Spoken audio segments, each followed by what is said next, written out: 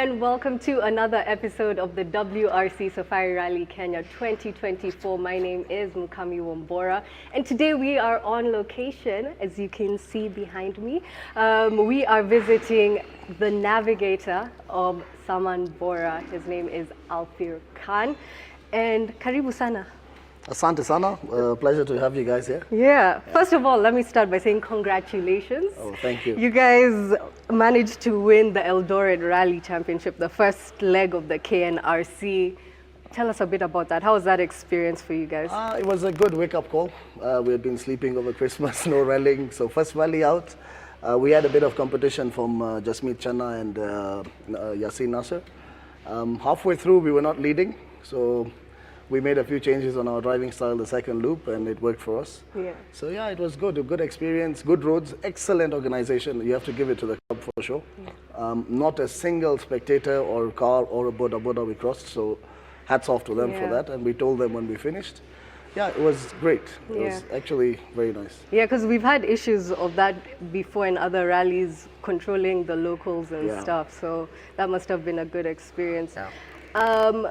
What I want to know is, we spoke to Saman-Bora earlier, and he mentioned something, and I think it's so important. Of course, the people who are rally enthusiasts already know this, but you were also a driver, or you are a driver. Well, yeah, I'm always going to be a driver. Yeah. So that was my main rallying career. I started off as a driver, and I won a couple of championships, a couple of rallies. So it was awesome. It's just that, due to financial strains and sponsorships, so we had to stop at some point. Yeah. And coming back into it as a navigation seat is just a special thing because of the relationship we have with Saman. And I also coach him outside the car. So he feels comfortable with me in the car. So, why not? And I enjoy sitting with him. It's a good laugh. We have a good chemistry in the car. So, yeah. You've glossed over the driving part, because we were talking off camera and you're explaining you were 6 seconds away from becoming the Africa Rally champion. Yes, that was during the Pirelli Star Championship, which was in 2008. And we had John Williams from South Africa. It went down to the wire. So halfway through when we went to Zimbabwe, I was leading by 8 points. And everything went wrong in Zimbabwe when we lost our center diff and broke a drive shaft, and the car wouldn't move. Yeah, and I think the difference is Williams had a big budget. He had a faster car, so you really took the competition to Williams actually came with a S2000 VW that time, which was the latest running car at that particular Similar time. to this being one of the latest. Yeah, this is a bit new, much newer than that, new technology compared to that. But at that point, that was the same kind of thing against my car. And it improved my driving skills a lot, because then we started driving to the limit, and we fought all the way through. But as we say, when it's not your day, it's not your day. So it was not my championship. Yeah. And you've talked a bit about your relationship with Bora. Yeah. When he found out I'm interviewing you, he's like, "You're gonna have so much fun. He's nuts." So what happens in the car that he's like, "This guy's nuts"? I think it's many guys who actually do this sport. Like I told you earlier, there's one or two fuses and things missing for us to be doing these kind of things in the first place.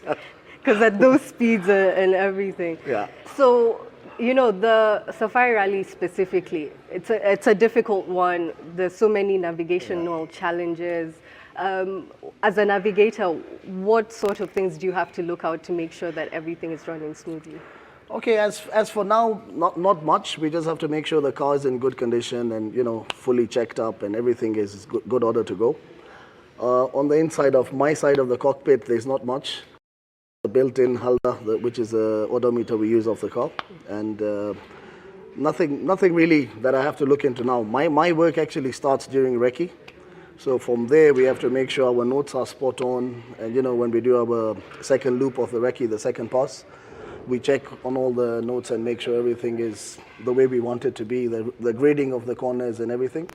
And then I rewrite my notes, because I want to be clear. So I write them in big, and so that you don't miss an instruction. Yeah. Yeah. And you've actually promised us that we get to see the recce the next time, the recce car the next time we visit you. Yes, for sure. I mean, it's within, but it was just a bit of short notice, so we Yeah. couldn't get it parked next to this. Yeah. Yeah. And I've noticed something about your seat in the Navigators, because we've been going around discussing with different drivers, and I've noticed your seat is slightly Yeah. leaning back. Yes. Why is that? I'm a bit more comfortable with that, and the other problem is when I look down, I feel sick. So I actually sit back like I'm relaxed, like I've reclined my seat, and I read my Then you're notes. like- Yeah, I read my notes right in front of me, and I just put them down when I want to look at the road, and pull them back up. Yeah. So tell me a bit more about your relationship with Bora. How did you guys meet, and how has this journey into rallying begun?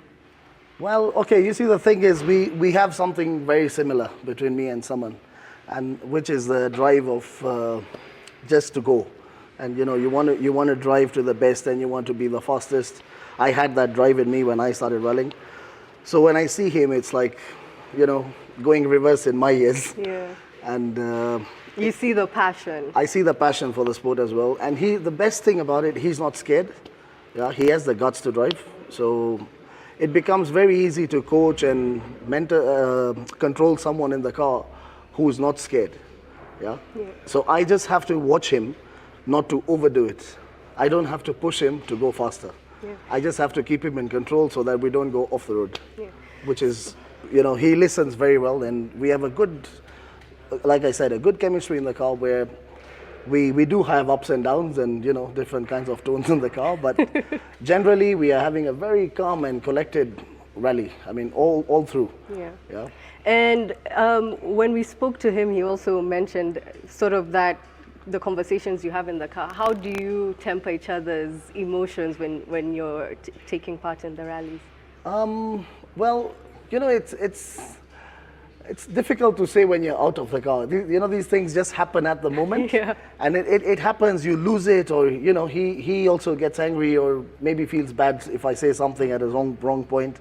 But within minutes, within kilometers, we are back at, the same thing again, and we are calm and relaxed. Yeah. So you have those moments in the car, whereas a navigator, you kind of change your tone for the driver to understand that How you actually serious. mean this is a serious thing, And at times when you don't get the response, so you have to shout it loud, like, watch out, it's a triple caution. And when he says, yeah, I'm relaxed, because now I know he knows it's coming. Yeah. So he's acknowledged. So now if he messes up, it's purely up to him. Yeah. And you know he's heard you. So you mentioned Yeah. earlier that this car, the first time you took it out on the road was last year's rally. And you guys have been growing together in your relationship. What difference have you seen from last year, and what can we expect in this year's rally? Okay, so when we took this car out the first time, it took us quite a few kilometers to actually learn the car. It was a totally new thing. Even for me, I'd never driven something like this. So we learned the car together, and lots of things I could teach him because of the experience I've had in rallying. And you cannot compare what he was driving then to what he's driving now. I mean, it's 100% improvement. Yeah. So what are you expecting this year? Well, this year the main aim, to be honest, is to try and go. I mean, he's learned the car, he's comfortable with the car, so I'm more confident in him. I'm more relaxed in the car, and now I am pushing him where I want to push him, and get faster and faster. Yeah. So would you say at the start, let's say last year, you were also helping him control his pace, so you knew what the car could do, but Yes. you were like, let me wait and Yeah. see. So yeah, basically the WRC last year was his first rally. And for me, I've always had one thing. When I started rallying, my first rally, I always believe in one thing: you have nothing to prove and you have nothing to beat. Your aim is just to finish, and bring the car back home so everyone is happy. It's your first rally, that's what you need to do. You need a finish. And that's what we did. We went out, we drove around, and we actually started going faster because he kept on getting more comfortable with the car, and we were not really slow. I mean, you can't say we were slow. We were going on a good pace, and we brought it clean without no damage, nothing. So, very good drive from him. Yeah. Having had a bit of experience in the car, what sort of challenges do you foresee in the Safari Rally? Well, challenges for the Safari Rally, I'm looking at being a top Kenyan crew. you know. So we want to try, and last year, as I said, we wanted to finish, and this year we have a goal. We want to try and be top Kenyans. Yeah. And tell me a bit about your ambitions, you know, for you as Alfir, what do you envision?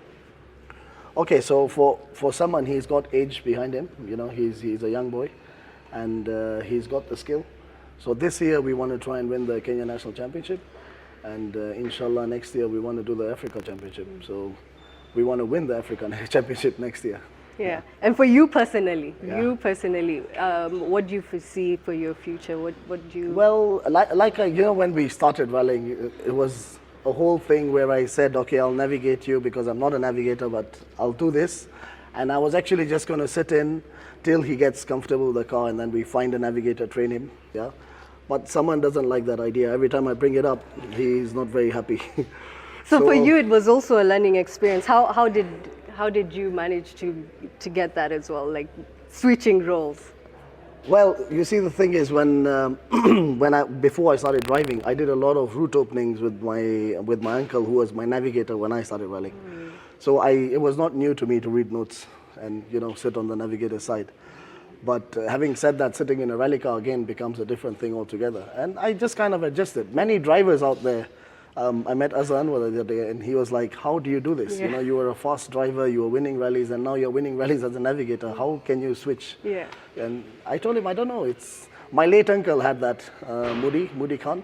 He was a very fast driver and a very good navigator. So maybe I picked that from him. And now that you have both sides, you know, for the navigator, you know, how does it feel? Does it feel that navigators don't get enough credit or as much credit? Like, how do you see it being perceived? Well, you see, in the spectator world and the fan world, yeah, navigators get zero. It's always the driver who's the best. But, they're put on the podium. Yeah. But I mean, with our driver, like Saman, he gives me full respect, and you know, likewise. I mean, we are in it as a team, and both of us play a big role. Yeah. You know.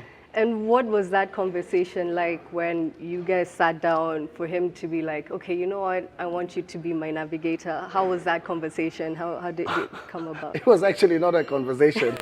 It was him and his brother who put me down and told me, you are sitting in this car. Yeah. But it means you have a lot of respect for them. What's the personal relationship we have like? a very good personal relationship. I was very close with their dad, with their granddad. So, you know, it's a relation that you can't really say no. So I said, no problem. And he's like a younger brother to me. I'd do that for my children. Yeah. Tomorrow when my daughters start rallying, I still want to coach them and navigate them into rallying. So I'm doing it the same way for him. You mentioned your daughter wants to start rallying. Yeah. How old is she now, and what sort She's only 10 for now, and want to put her on go-karts. Yeah, and after that into buggies. Yeah, and let's hope she had. And you know, you have the perspective of before the Safari Rally, the hiatus, and there was a lot of money being pumped in. We saw at the Eldoret Rally last week, there were so few cars out. Yeah. What do you think is happening, and what can change to sort of bring back that competition that you had told me about, that there were cars like bunched up together? Like, I mean, when I was rallying, I told you in the early 2000s and late 2000s, like 2008, 2009, I think we had 40, 50 cars, you know? And the top 15 cars were all going for a win or a top 3 position, because they were all hot drivers up there. And for today, I mean, the reason rallying has come to this stage is because we went from having normal cars, you know, we went straight away to have R5s, and then so many teams just stopped rallying. Because they're expensive exactly. to get. And there was a gap, you see. So when the gap came in, the guys who still have old cars, they don't have valid seats and valid seat belts and tanks, and it's not a cheap affair. Yeah. So if they can bend the rules a bit and just, you know, like visually inspect the cars and see their seats are in good condition and the belts are in good condition, I think they should let them rally, and we will have more entries. So it's trying to maintain the safety, but not to like a specific... Yeah, you know, like for us in Africa and all, not many people are going to, I mean, you're driving a maybe 25-year-old car. Yeah. So you're not going to buy seats for that car for 100,000 or 20,000. So you see, that's what it is. Or maybe, you know, you have like an indemnity form where you sign and say, I'm there at my own risk, and You will get entries for sure. It is a dangerous yes, sport. exactly. We all know that, so a seat is not going to save you. Whoever is driving already knows that Yes. the danger that they're putting themselves in. Yeah. And there were not as many accidents, were they, back in the day? Well, they were, but you see, the thing is, I always tell people when you're rallying, you don't have to be comfortable. You have to be safe. So you have to make sure your belts are fully strapped. You are not moving in the seat even 1 inch. Yeah. And if something happens, those are the things that save you. Yeah. We were talking a bit about off camera, and you mentioned something about wanting to start a rallying school. Yeah. Maybe you can tell us about that a bit. So yeah, I mean, someone is my first main student, to be honest, and he always tells me that he wants a sticker on the car that says Billabongo product, because when I was rallying, I was known as Billabongo. Yeah. So yeah, I want to actually go into it, and I believe there's a lot of youngsters out there who want to get into the sport and they don't know how to. You know, and if you have a rally school, they can come there, mess around with a few cars. Their parents can see they have a hidden skill, you know, otherwise you'll never know. And then also invest in that. Yeah. Yeah. You know, like now I have another kid on the block who's this Neil Gohil. So he'll be buying one of my old cars, and I'm going to also help him learn the car and, you know, take him out and make him more comfortable with the four-wheel drive. Yeah, we actually spoke to him on one of our shows during the autocross, and he'd gotten a new buggy. Yeah. So he's also taking that leap So of now faith. he's gone into four-wheel drive. He's bought my Subaru. Okay. So yeah. So we'll also be seeing him in the near future. Yes, for sure. So for And I this, also, Hamza Anwar, yes. I trained Hamza how to make notes. Yeah, he didn't know how to make notes. Nikhil Sachania, Yeah. I trained him how to make notes as well. Oh, okay. So you love this. You love being in the rally industry and helping others also achieve Yes, the you sort know, of success. sadly it's because when I started rallying, I all got zero help from many people that I had thought I would get help. Yeah. And I didn't want to be like that at this point in time, where I can help and I can make someone's rallying easier, or, you know, make a change for his driving, or even just give him an idea how to take a corner or something. I think it's fine. You're giving it back to the sport. Yeah. So let's take it back to this year's Safari Rally. Yeah. What are your goals? I know last year you mentioned it was important for you guys to finish. It was his first rally. What are now your goals for this year? What are you hoping to achieve? Well, this year it's all go, go, go. From the word go, we want to go as quickly as we can. We are going to have international drivers coming in our class, and we might have an issue trying to keep up with them, but let's see how it goes. If we are close, we will try and also beat them. Yeah, but the main goal is to be top Kenyan, top Kenyan crew. That's what I want for him. And what message do you have for the fans? Do you also say, support the navigators, cheer us on? No, I know deep down they know the car is moving because there's another guy sitting in there somewhere. Yeah. But message for them, like for those who want to come down, how do you encourage them to come down? Yeah, I mean, it's hooray to everyone to be there, man. Everyone, all systems are in Nevasha during Easter. Just keep the roads clear for us, please. When we finish our day, let us get to the hotel. Okay, there you have it. That was Alfir Khan, navigator of Sami Vora. They have just won the first Kenyan RC Eldoret rally, and they're moving forward to the Safari Rally, looking to make another victory, particularly in the Kenya category. That's it for us here today. My name is Mukami Wombora. We will be back with more.